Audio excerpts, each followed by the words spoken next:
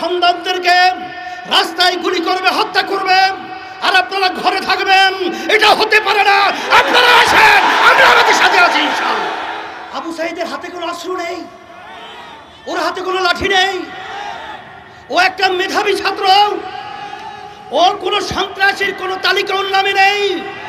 সেখানে ঠান্ডা মাথায় ওর বুকের ভিতরে একটা নয় কয়েকটা গুলি করে পাখির মতো লুকিয়ে ফেলে হয়েছে। আর সেটা আমরা বসে বসে দেখব, আর সেটা আমরা সহ্য করব? এটা হতে পারে না, হতে দেওয়া যায় না। এর প্রতিবাদে রাস্তায় নামতে হবে। খুনিদের বিচার বাংলার জমিনে করতেই হবে।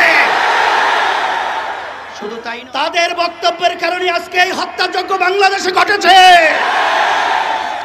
আপনারাই আপনাদের সন্ত্রাসীদেরকে উস্কিয়ে দিয়ে আমার নিরীহ ছাত্রদের উপরে, ছাত্রীদের উপরে গুলি করে, রান্না চালিয়ে, তাণ্ডব চালিয়ে বাংলার ইতিহাসকে কলঙ্কিত করেছে। আমরা এই দেশের মাটিতে জন্মগ্রহণ করেছি, আমরা এই দেশের সন্তান, আমরা এই দেশেই থাকব।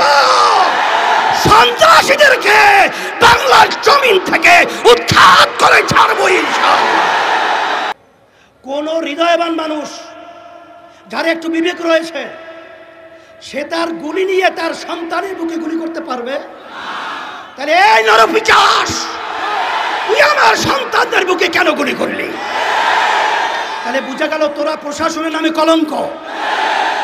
আর তোমরা প্রশাসন কি আওয়ামী লীগের লালিত পালিত ক্যাডার গুন্ডা, না বাংলাদেশের প্রজাতন্ত্রের কর্মচারী?